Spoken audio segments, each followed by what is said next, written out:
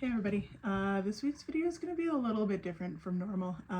It's not actually a tutorial, it's just going to be me talking, but there's some things that have been weighing really heavy on me lately, and I just really like to share.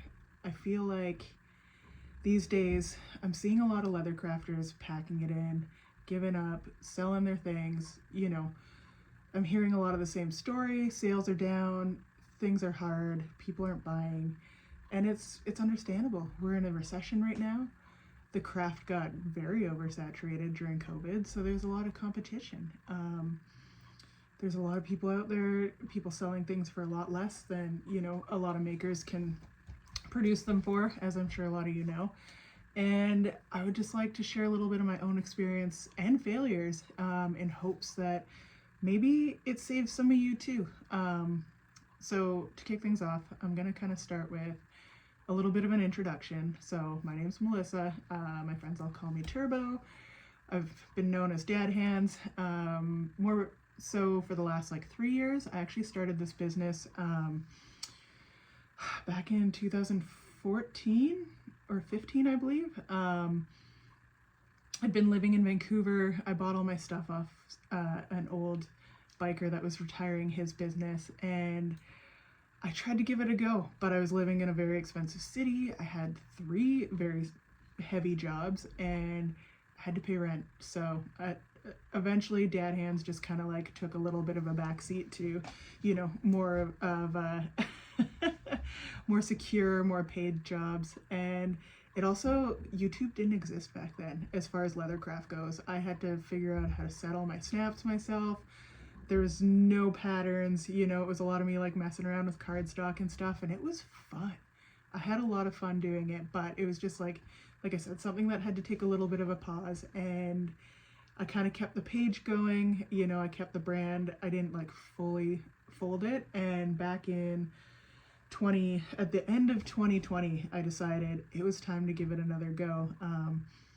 Sheltering in place kind of forced me to have to, find a way to work from home. I'd left the city. I live out on a very tiny island with my parents, so there's actually not a lot of jobs over here. There's not a lot of opportunity to sort of go out and get a classic day job or whatever. And I just I fell back in love with leathercraft. I tried tooling for the first time in the beginning of 2021, and I just kind of hit the ground running, and I was like, man, maybe this could be something that, grows and will be successful. And I started following influencers on YouTube. I started following these big accounts with their flashy tools, their beautiful homes, their big workshops they were building under the guise of, if you own specific tools, if you have, sort of a certain aesthetic, your photos look a certain way, this, that, and the other thing. And I started building this business on credit cards. I did the thing that everybody says you're not supposed to do, and it was stupid. It wasn't great. I'd been on assistance for a COVID relief. So, I had money coming in, I had sales, I was selling things off Instagram to friends and family, and I was like, man, I can really make a go of this. I can, maybe take some risks, maybe put some bigger things on credit cards and things like that.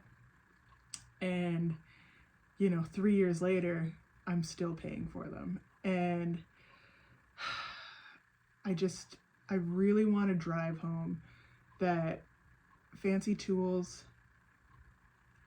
don't make the crafter. I really do believe that some of them hold their place, if it's a tool that you use a ton and, you want to treat yourself to something sort of higher end or with a big brand name, that's fine. But I don't feel like it's worth going out and buying things just because somebody suggests that they're cool or they're, well made or whatever, because I'm actually sitting on some of the more popular high-end tools that just 3 years later are breaking down. And, I bought them because I'd seen them being used in these videos.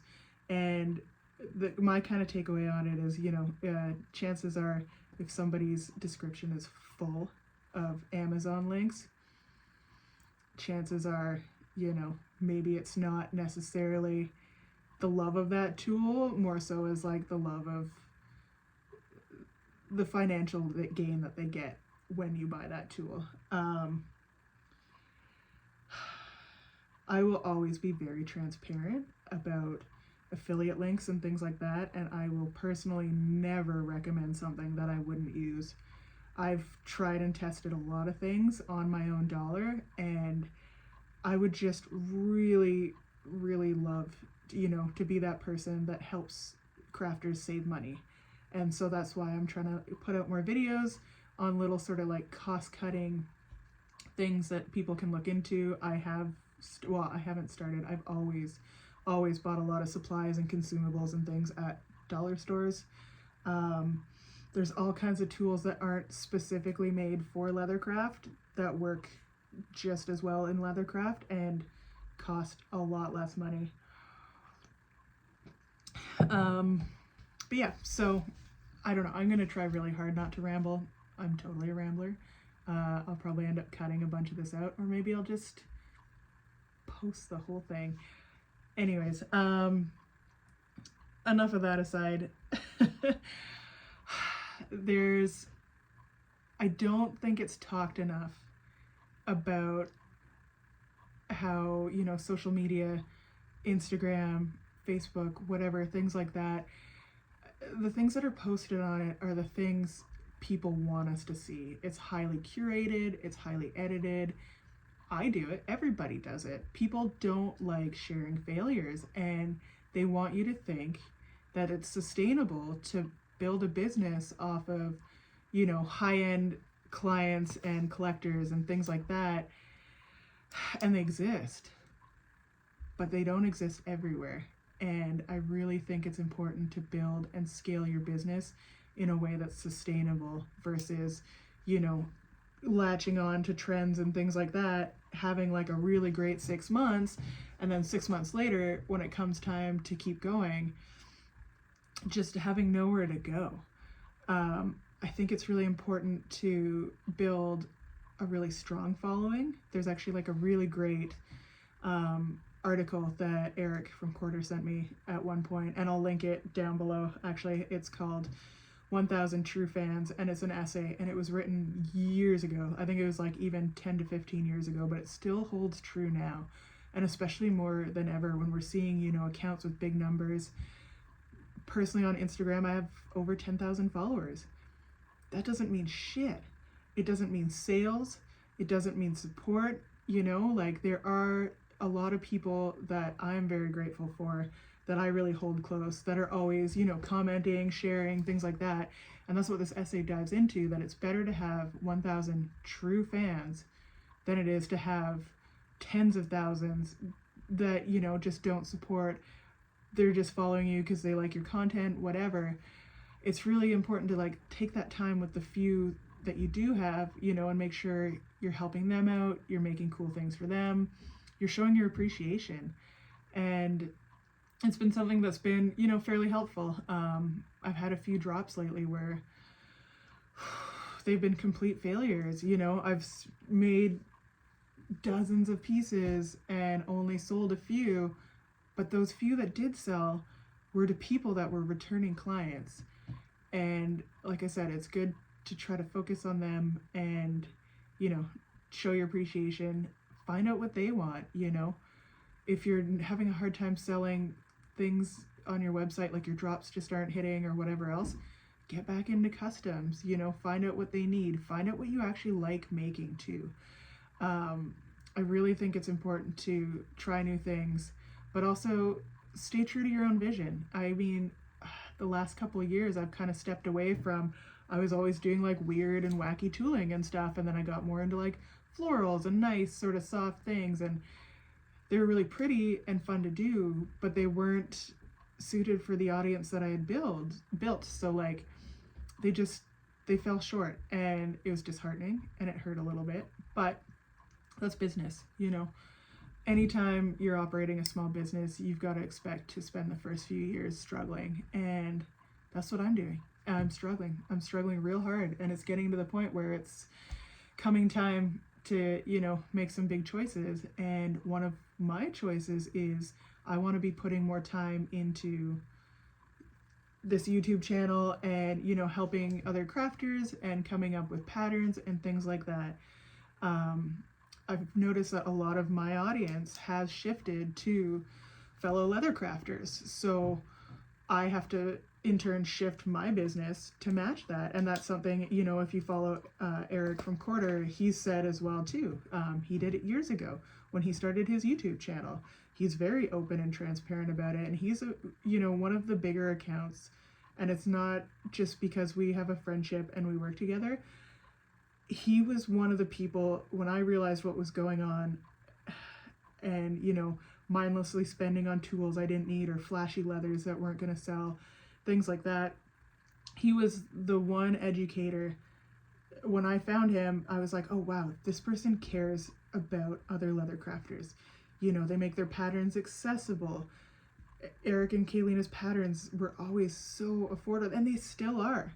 The fact that I can go watch a video how to make something and buy a $3 pattern and get to make that's pretty special. And, I kind of built up a collection over time as almost a thank you to support them too. I was like, if I ever learned something from one of their videos, I would just go buy the pattern. Even if it's something I didn't necessarily make right away, I have a whole folder of, I call them like Sunday afternoon patterns, where if I have some time and I don't know what to make, I'll crack one of those out and just, make a little something for fun. And I really think it is important too to have other hobbies outside of your business, because it just, when you do get back to it, it makes it feel a lot more special.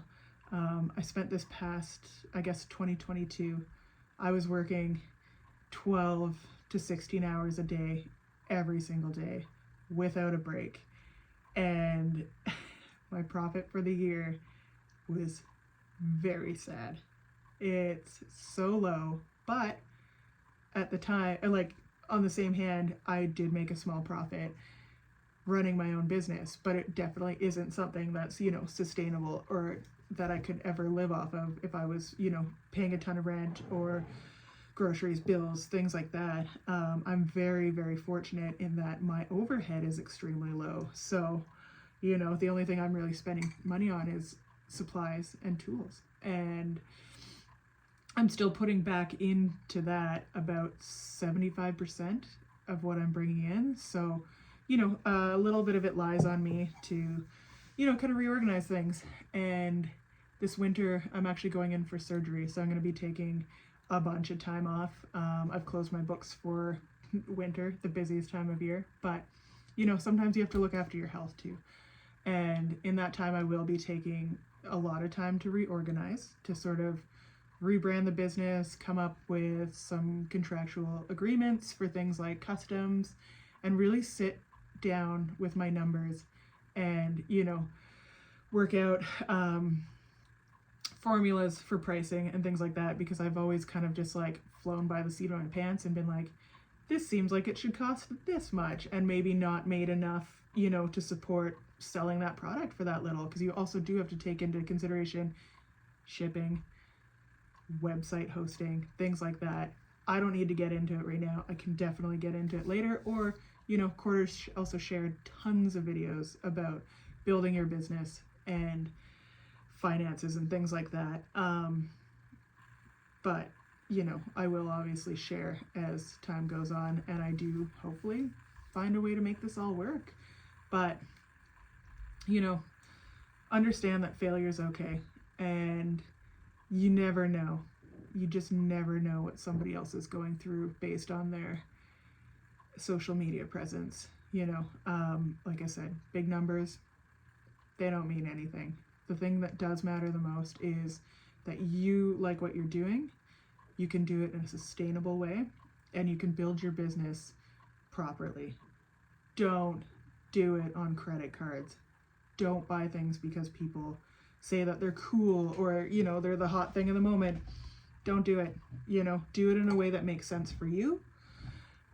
Take your time, research tools, things like that. Like I said, I will always be very honest and transparent about the tools that I talk about and that I suggest, because I wholeheartedly don't want people going down the same path that I did. And at the end of the day, make sure you still love what you do. If you find you're getting burnt out on leather, take a little break. Start designing new things. You know, give yourself some time to really enjoy it, because you got into this craft because you love it. And because just because you got into a craft also doesn't mean you need to make a business out of it. Hobbies are great. Hobbies are wonderful to have. If you can help pay for that hobby through selling some things, that's awesome. If you just make things to give as gifts, also very valid, very cool. So that's it. That's all I got for now. I know it's been a little bit of a ramble. I do really appreciate you tuning in and the support. And I would really love to hear, throw it down in the comments below, requests for future tutorials. There was a while there I was putting out one a week. I would really like to get back to that, or one every 2 weeks. Like I said, I'm going in for surgery, so I can't quite commit that much time, but I would like to build a list. I would love to keep this going. And as always, like, if you want to have a conversation, just throw me a message on Instagram. I'm always available, always happy to talk to other crafters. And yeah, that's it. That's all I got. Again, thank you for tuning in. It's wonderful to be back. I look forward to hearing what you all think and your own stories. And you know what? I just want to let you all know, like, I believe in you guys, and I'm going to do my best to help as much as I possibly can. So we'll catch you in the next one.